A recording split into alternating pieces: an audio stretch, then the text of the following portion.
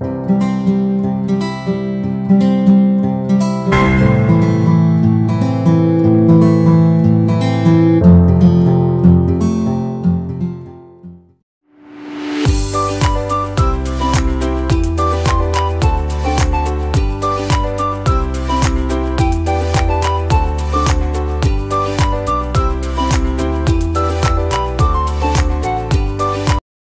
నమస్తే, welcome back to my channel.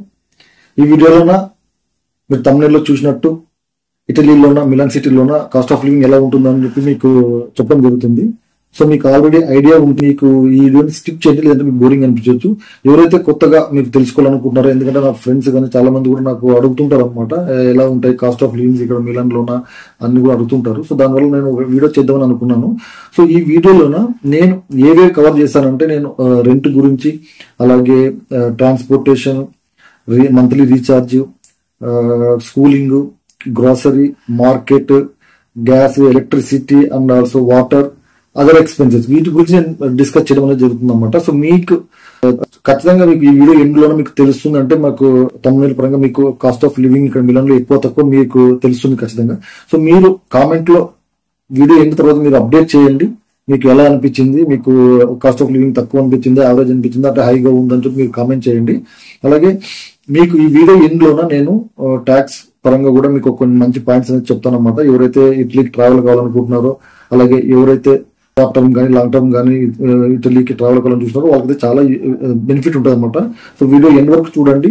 అలాగే మీకు మీరు ఈ వీడియో ఎండ్ వరకు చూసే మీకు ఖచ్చితంగా మీకు తెలుస్తుంది అనమాట. అంటే మీరు ఎలా ఉంటుంది కాస్ట్ ఆఫ్ లివింగ్ కూడా మీకు పక్కన స్క్రీన్ లో మీరు చూడొచ్చు. ఆర్డర్ వైజ్ అనమాట.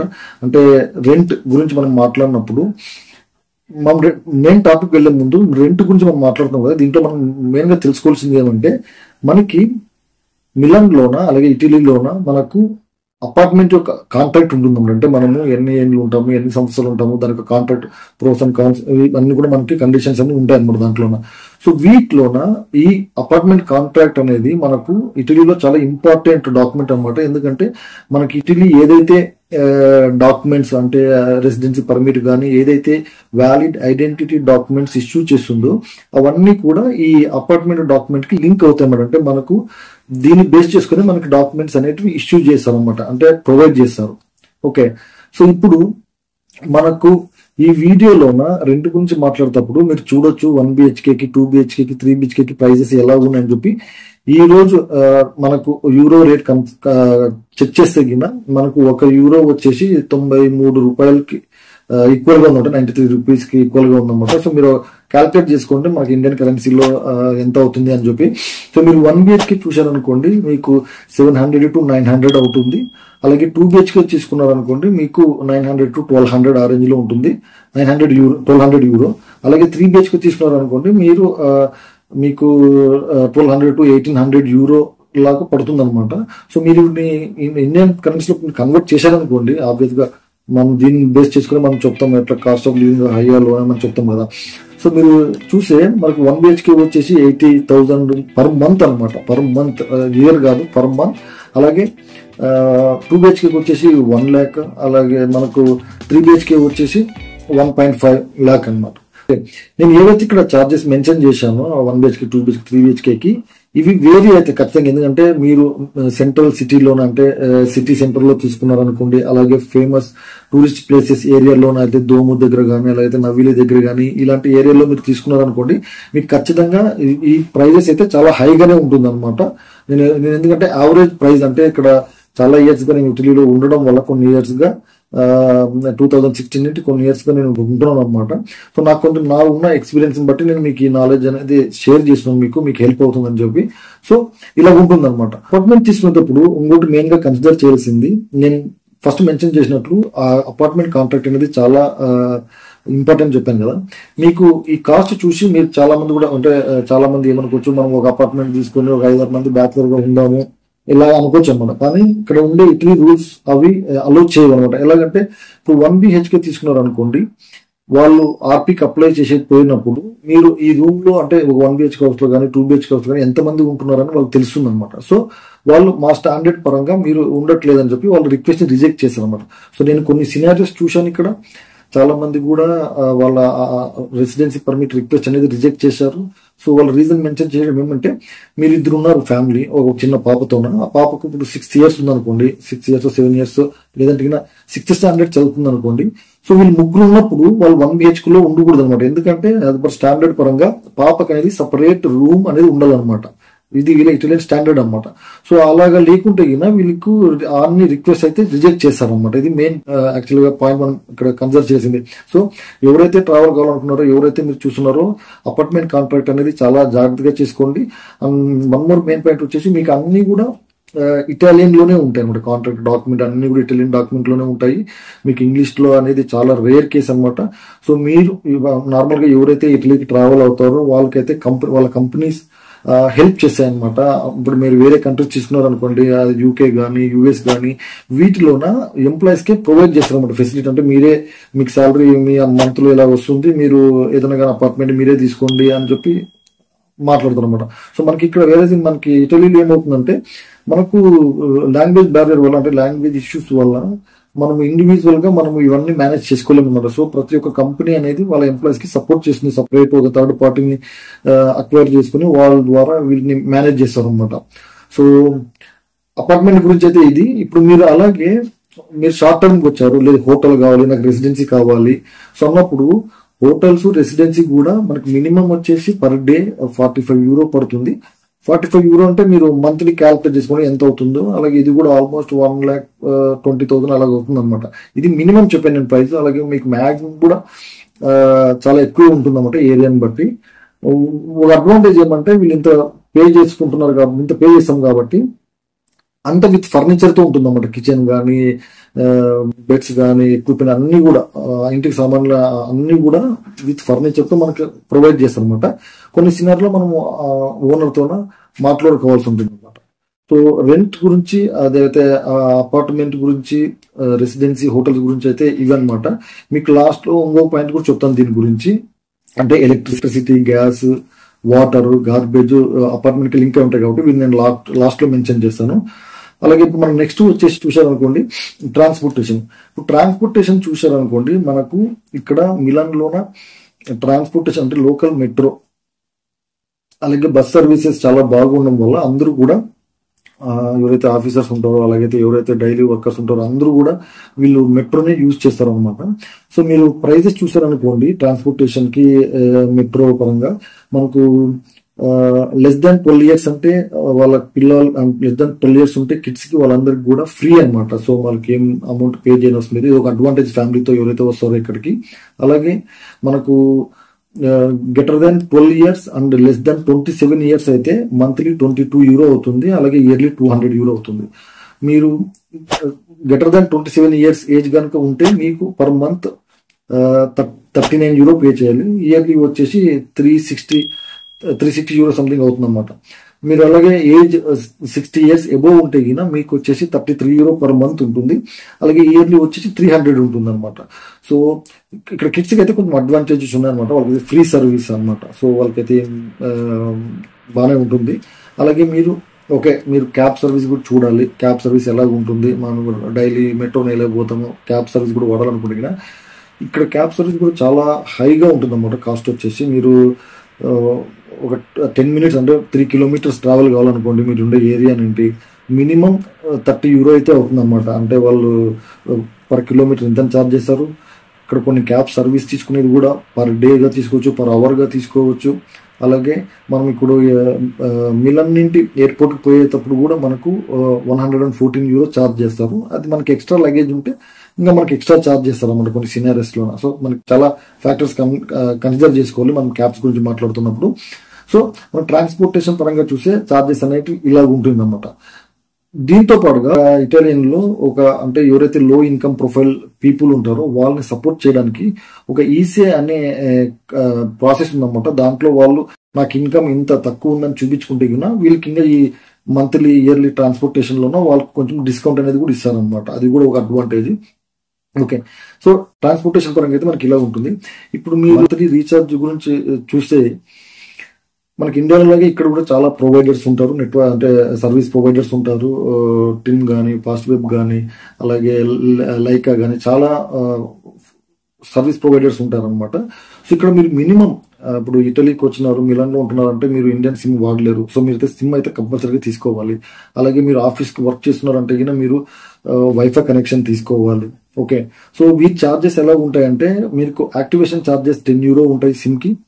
మీకు స్టార్టింగ్ ప్రైస్ పర్ మంత్ మీరు ఖచ్చితంగా రీఛార్జ్ చేసుకోవాలి, లేదంటే డియాక్టివేట్ అయిపోతాయి అనమాట అకౌంట్స్, ఫోన్ నంబర్స్. సో మీకు లో వాల్యూ స్టార్టింగ్ మినిమం వాల్యూ వచ్చేసి €7 ఉంటుంది. అలాగే మాక్సిమం వచ్చేసి 20-25 అలాగ ఉంటుంది అనమాట. మీరు బేస్డ్ ఆన్ ఎంత జీబీ పడుతుంది, అలాగే ఎంత కావాలని చెప్పి. సో ఇలాగ ఉంటుంది అనమాట. మీరు అదే వైఫై తీసుకున్నారనుకోండి, వైఫై అయితే మనకి మినిమం €29 నుండి మాక్సిమం €45 వరకు ఉన్నాయన్నమాట, బేస్డ్ ఆన్ సర్వీస్ ప్రొవైడర్ని బట్టి. సో మీరు వీటిని నేను ఏదైతే అమౌంట్ మెన్షన్ చేస్తున్నా మీరు మంత్లీకి ఎంత ఒకసారి క్యాల్కులేట్ చేసుకుంటే దాన్ని బట్టి మనం ఎండ్లోన ఒక మంత్ ఎండ్కి సర్వైవ్ కావాలంటే ఫ్యామిలీతో కానీ బ్యాచులర్ కానీ ఎంత అవుతుందో మనం ఒకసారి దాని గురించి కూడా మాట్లాడదాము. ఇలా ఉంటుందన్నమాట. ఇంకో మెయిన్ పాయింట్ వచ్చేసి ఇక్కడ మీరు ఏమన్నా అకౌంట్ ఓపెన్ చేయాలనుకున్నా లేదా ఏదన్నా సర్వీస్ తీసుకోవాలన్నా కూడా ఫోన్ నెంబర్ అనేది మ్యాండేటరీ ఉంటుంది. కంపల్సరీ మీకు ఫోన్ నెంబర్ అనేది ఉండాలి. ఓకే, ఇప్పుడు మనకు మనం రీఛార్జ్ గురించి కూడా మాట్లాడాము. ఇప్పుడు మీరు స్కూలింగ్, ఇది పాయింట్ అయితే చాలా ఇంపార్టెంట్ అన్నమాట. ఎందుకంటే చాలా మంది కూడా ఫ్యామిలీస్ ఇక్కడ ట్రావెల్ అవుతుంటారు. బ్యాచులర్ అయితే ఈ పాయింట్స్ మీరు కొంచెం మీకు అంతగా అవసరం లేదు, కానీ ఎవరైతే ఫ్యామిలీతో ట్రావెల్ అవుతారో కిడ్స్ కి ఎలా ఉంటాయి ఫీజు అంటే, చూడండి మీకు ఇక్కడ గవర్నమెంట్ స్కూల్స్కి అయితే మీరు పంపించలేరు కిడ్స్, ఎందుకంటే ఇక్కడంతా ఇటాలియన్ లో ఉంటాయి. ఓకే, అది ఒకటి. మీరు నార్మల్ ఏదైనా మీడియం ఇంగ్లీష్ మీడియం స్కూల్కి పంపించాలనుకోండి, అంటే ఇంటర్నేషనల్ కాకుండా వాటికి అంటే కిండర్ గార్డెన్ నర్సరీ అంటాం కదా, నర్సరీ కానీ ప్రీ స్కూల్ అంటాం కదా, వాటికి పర్ మంత్ 600 to 1000 రూపీస్ దాకా కూడా ఉన్నాయన్నమాట ఇక్కడ. ఓకే, 600 to 1000 రూపీస్ దాకా. అది ఇంటర్నేషనల్ స్కూల్ కాకుండా. ఓకే, అదే ఇంటర్నేషనల్ స్కూల్ అనుకోండి, మీకు పర్ ఇయర్ 12,000 to 16,000 వరకు ఉన్నాయన్నమాట. మీరు గ్రేడ్ 1, గ్రేడ్ 2, గ్రేడ్ 3 అలాగే ఫస్ట్ స్టాండర్డ్, సెకండ్ స్టాండర్డ్ ఇలా వెళ్ళే కొద్ది కూడా మీకు కూడా ఒక 500,000 రూపీస్ అలా యాడ్ చేసుకుంటూ వెళ్తుంది అనమాట. సో మాక్సిమం వచ్చేసి నాకు తెలిసి 18K వరకు వస్తుంది అనమాట, అప్ టు 10th వరకు. సో ఇలా ఉంటాయన్నమాట. మీరు దాన్ని మంత్లీ క్యాల్కులేట్ చేసుకోండి. ఇక్కడ ఇంకో పాయింట్ ఏమంటే, ఆబ్వియస్ గా మీరు ఇదైతే ఇంటర్నేషనల్ స్కూల్లో జాయిన్ చేయాలనుకుంటే అది టూ మచ్ హై అనమాట ఇయర్లీ ప్రైస్ అనేది. ఎందుకంటే మీకు ఆల్మోస్ట్ అది వచ్చేసి 16 lakhs 18 lakhs అలా అవుతుంది మామూలుగా కిండర్ గార్డెన్ ప్రీ స్కూల్ మాత్రమే. సో మ్యాక్సిమం చాలా వాటికి కూడా చాలా మందికి కూడా ఎవరైతే కంపెనీస్ ఉంటాయో వాళ్ళు 80% అలాగా ఎంప్లాయీస్ అనేవి సపోర్ట్ చేస్తారన్నమాట మీ కిడ్స్ చదివించుకోవడానికి కూడా. మిగతాది వాళ్ళు పే చేసుకోవాల్సి ఉంటుంది. సో స్కూల్ ఎడ్యుకేషన్ అయితే ఇలాగ ఉంటుంది అనమాట. ఇక్కడ వచ్చేసి గ్రోసరీ, అలాగే గ్రోసరీ గురించి కూడా మనం మాట్లాడుకుంటే, గ్రోసరీస్ వచ్చేసి ఇది చాలా హ్యూజ్ టాపిక్ అనమాట. మనకి దీన్ని చాలా కవర్ చేయాల్సి ఉంటుంది. మనం ఒక 1 పాయింట్ తీసుకుని ఒక వీడియోలో మనం కవర్ చేయలేము. దీనికి నేను సపరేట్ వీడియో చేయడానికి నేను ట్రై చేశాను. అలాగే మీకు ఒక జస్ట్ ఎగ్జాంపుల్ ఇవ్వడానికి మీరు ఒక స్క్రీన్ ని చూపించినట్లు, ఫర్ ఎగ్జాంపుల్ మీరు ఇండియాలో కానీ ఏదైనా అమౌంట్ ఏదైనా ప్రోడక్ట్ కొంటున్నారు అనుకోండి, వాటికి మనకి ఇక్కడ 150 to 200% వరకు ఎక్కువ ఉంటుంది అనమాట. అలాగే మీరు ఒక మిల్క్ ప్రోడక్ట్ తీసుకున్నారు, సో మనకు అక్కడ 40 to 60 ఇక్కడ మనకు అది 200 చేంజ్ అలా ఉంటుంది అనమాట. చాలా చాలా ఉంటాయి అనమాట డిఫరెన్సెస్. అలాగే రైస్ కానీ అలాగే వేరే ఐటమ్స్ కానీ గ్రోసరీ ఐటమ్స్ అన్ని కూడా చాలా కాస్ట్లీగానే ఉంటాయి. వాటికి నేను సపరేట్ గా ఒక వీడియో చేయడానికి ట్రై చేస్తాను. సో మీకైతే గ్రోసరీ కూడా రఫ్ గా మనకు మంత్లీ ఎంత అవుతుందో అది కూడా నేను మెన్షన్ చేస్తాను. ఫ్యామిలీ ఉంటే గిన ఇద్దరు పిల్లలతోన, చిన్న పిల్లలతోన, అంటే 3 years 6 years అలా ఉంటే గిన. అలాగే మీకు మార్కెట్ చూసారనుకో, అంటే మార్కెట్ అంటే మనం సూపర్ మార్కెట్ ఉన్నాయి, అలాగే స్ట్రీట్ మార్కెట్స్ ఉన్నాయి అన్నమాట. అంటే మనం వీటిని మెయిన్ గా మార్కెట్ సూపర్ మార్కెట్స్ ఏవైతే ఉన్నాయో మనం గ్రాసరీ కొనుక్కోవడానికి కూడా యూజ్ చేసుకోవచ్చు. అలాగే మనం వెజిటేబుల్స్, ఫ్రూట్స్ ఇవన్నీ తీసుకోవడానికి కూడా మనం తీసుకోవచ్చు అన్నమాట. మీకు మార్కెట్ గురించి, సూపర్ మార్కెట్ గురించి, అలాగే స్ట్రీట్ మార్కెట్ గురించి కూడా నేను వీడియో చేయడానికి ట్రై చేశాను. ఎందుకంటే చాలా ఇంట్రెస్టింగ్ ఉంటుంది అది కూడా. అంటే మీ అందరికి కూడా చాలా మంది అడుగుతుంటారు ఎలా ఉంటాయి, ఎక్కడ కొనుక్కుంటారు, మీరు ఎలా తెచ్చుకుంటారు, వెజిటేబుల్స్ మనం అన్ని చిక్కుతుంటాయా, ఇవన్నీ క్వశ్చన్స్ అన్ని చాలా మంది అడుగుతుంటారు అనమాట. వీటి మీద కూడా నేను ఒక వీడియో చేయడానికి నేను ట్రై చేస్తాను. మార్కెట్ కూడా నేను అంటే మీరు అంటే వెజిటేబుల్స్, ఫ్రూట్స్ ఇవి మాత్రం మీరు కన్సిడర్ చేసుకుంటే పర్ వీక్ మీకు ఎంత లేదన్నా కూడా మీకు ఇప్పుడు ఫ్రూట్స్, వెజిటేబుల్స్ కూడా తీసుకోవాలనుకుంటే గిన మీకు 30 to 40 euro అయితే ఖచ్చితంగా అయితే పర్ వీక్ అవుతుంది అనమాట. 30 to 40 euro అవుతుంది అనమాట పర్ వీక్. సో మీరు అది మంత్లీ చూసుకున్నారనుకుంటే అరౌండ్ 120-130 euro అలాగ అవుతుంది. ఓకే, దీని తర్వాత మీకు మీకు గ్యాస్, ఎలక్ట్రిసిటీ, అలాగే వాటర్ కదా, వాటర్ అండ్ గార్బేజ్. మీరు స్క్రీన్ మీద చూస్తున్నట్లు మనకి మంత్లీ ఎంత ఛార్జ్ అవుతుందో మీరు స్క్రీన్ మీద బాగా చూడొచ్చు అనమాట. €30, €50, అలాగే €18, €20 ఇలా ఉంటుందన్నమాట. ఇక్కడ ఒక పాయింట్ మెయిన్ గా కన్సిడర్ చేసింది ఏమంటే, మీరు ఏదైతే మీరు అపార్ట్మెంట్ కాంట్రాక్ట్ మాట్లాడుకుంటున్నారో లేదా మీకు ఇస్తున్నారో మాక్సిమం 90% ఆ కాంట్రాక్ట్ లోనే ఇవి వస్తాయి. ఇది ఒకటి జస్ట్ మనకు ఒక యాక్చువల్గా పీనట్స్ మాది అనమాట. అంటే అంత అమౌంట్ పే చేస్తాం కాబట్టి ఇది ఒకటి మనకు దాంట్లో ఇంక్లూడ్ చేస్తారు. సో మాక్సిమం 90% ఆ కాంట్రాక్ట్ లోనే ఇంక్లూడ్ చేస్తారు. మీకు మంత్లీ చూసారనుకోండి, ఇది కూడా €120 దాకా అలా వస్తుంది అనమాట. ఒకవేళ ఎవరైతే ఓనర్స్ గ్రీడీగా ఉన్నారో, వాళ్ళు లేదు నాకు అమౌంట్ చాలా అనుకుని వాళ్ళు వచ్చే పార్టీని బట్టి వీళ్ళకి అంతగా తెలియదు అనుకుని వాళ్ళు ఇది కూడా సపరేట్ గా ఛార్జ్ చేసే వాళ్ళు కూడా ఉన్నారనమాట. సో మీరు ఇదైతే పాయింట్ మెన్షన్ చేసుకొని మీరు ఇది అపార్ట్మెంట్ తీసుకున్నప్పుడు ఇదైతే మీరు మాట్లాడుకోవాలన్నమాట. నేను కాంట్రాక్ట్ లోనే నాకు ఇది వస్తుంది కదా అని చెప్పి మీరు మాట్లాడుకుంటే అది బాగుంటుంది అనమాట. అలాగే మీరు ఇప్పుడు చూడండి, ఇవన్నీ అయిపోయినాయి కదా. ఇప్పుడు మనకు వచ్చే అదర్ ఎక్స్పెన్సెస్ నేను మెన్షన్ చేశాను. అదర్ ఎక్స్పెన్సెస్ అంటే ఇప్పుడు మీరు చూడండి, ఫ్యామిలీతో ఉన్నారు, ఫర్ షూర్ గా మీరు వీక్లీ ఒకసారన్నా ఖచ్చితంగా బయటకు వెళ్ళాలి. ఇక్కడ మీకు తెలుసు ఇటలీ పిజ్జాకి చాలా ఫేమస్ అని చెప్పి. సో వీక్లీ ఒకసారైనా ఖచ్చితంగా ఫ్యామిలీ పిజ్జా తినడానికి ఇంట్రెస్ట్ చూపిస్తారు. అంటే ఇది కేస్ బై కేస్, చాలా ఫ్యాక్టర్స్ ఉంటాయి అనమాట. నేను అందరూ ఇలాగే ఫాలో అవుతారు నేను చెప్పను, కానీ మాక్సిమం యావరేజ్ కౌంట్ దిక్కు నేను చెప్తాను అనమాట. వీక్లీ అట్లీస్ట్ మీరు అదర్ ఎక్స్పెన్సెస్ అని చెప్పి బయట మీరు స్పెండ్ చేయడానికి ఎంత రఫ్ గా అనుకున్నా కూడా €30 to €40 అయితే ఈజీగా అవుతుంది అనమాట. అదర్ ఎక్స్పెన్సెస్ మీరు లేదు మేము కంట్రోల్ చేసుకోగలుగుతాము, మేము ఇంత ఇవన్నీ మనకు అంత వేస్ట్ ఖర్చు అనుకుంటే వాళ్ళు చాలా తగ్గించుకోవచ్చు అనమాట. సో పిల్లలతో ఉంటే ఇవి మాత్రం అవాయిడ్ చేయడం చాలా కష్టం అనమాట, చాలా ఇబ్బంది నాకు తెలిసినంత వరకు. సో మీరు ఇప్పుడు వరకు చూసారనమాట. సో మీకు ఐడియా వచ్చింటుంది, ఒక రఫ్ ఐడియా అంటే ఎలా ఉంటాయి cost of living in Milan లో అని చెప్పి మీకు ఒక ఐడియా వచ్చింటుంది.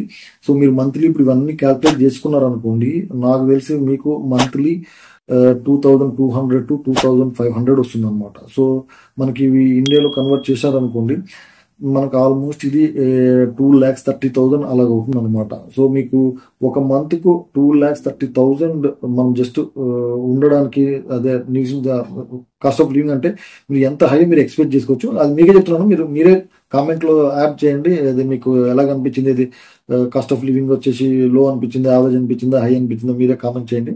అలాగే ఫస్ట్ లో మెన్షన్ చేసినట్లు మనకు ఒక పాయింట్ చెప్పాను ట్యాక్స్ పరంగా. సో ఎవరైతే ట్రావెల్ అవుతుంటారో ఇటలీకి, ఎవరైతే ట్రావెల్ అనుకుంటున్నారో ఫస్ట్ టైం, వాళ్ళకి కొన్ని అడ్వాంటేజెస్ ఉన్నాయన్నమాట. ఎలాగంటే 2017 ఇటాలియన్ గవర్నమెంట్ పార్లమెంట్ లో బిల్ పాస్ చేసింది. ఏమని అంటే మీకు ట్యాక్స్ ఎక్సెప్షన్ ఇవ్వడం అనమాట. అంటే ఎక్సెప్షన్ అంటే మీకు ఇంత 100% ట్యాక్స్ పే చేస్తుంటే మీకు కొంత పర్సెంట్ మీకు పే బ్యాక్ చేయడానికి. సో 5 years అనమాట.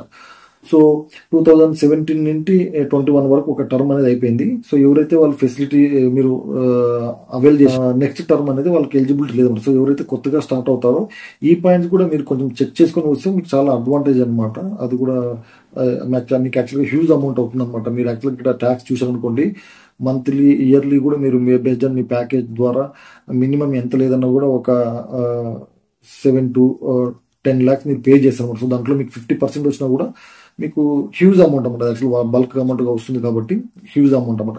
ఇది ట్యాక్స్ గురించి మీకు ఒక అడ్వాంటేజ్ పాయింట్ చెప్తాను at the end of video అని చెప్తాను కదా, ఈ పాయింట్ అనమాట. సో ఇక్కడ ఇప్పుడు ఇంకోటి చెప్పాలంటే మీకు యాక్చువల్గా యూరోప్ యూనియన్ అని ఉంది కదా, దాంట్లో 27 కంట్రీస్ అని ఒక యూనియన్ గా ఫామ్ అయ్యి ఒక యూరోపియన్ యూనియన్ గా పెట్టుకున్నాయి అనమాట. సో ఈ యూరోప్ యూనియన్ లోన ఇటలీ కూడా ఒక పార్ట్ అనమాట. అంటే అది కూడా ఒక కంట్రీ అనమాట 27 కంట్రీస్ లోన. సో మీరు ఈ 27 కంట్రీస్ నార్మల్ గా చెక్ చేశారనుకోండి, ఇటలీలోన మిలాన్ లో కాస్ట్ ఆఫ్ లివింగ్ అనేది చాలా ఎక్కువ. ఎందుకంటే ఇక్కడ ఉండే ఫెసిలిటీస్ బట్టి, ఇక్కడ ఉండే ఫ్యూచర్స్, అలాగే ఇది ఒక ఫాస్ట్ సిటీ కాబట్టి, అలాగే ఫ్యాషన్ కి చాలా ఏరియాస్ కి ఇది చాలా ఫేమస్ కాబట్టి దీంట్లో కాస్ట్ ఆఫ్ లివింగ్ అనేది చాలా ఎక్కువ ఉందన్నమాట.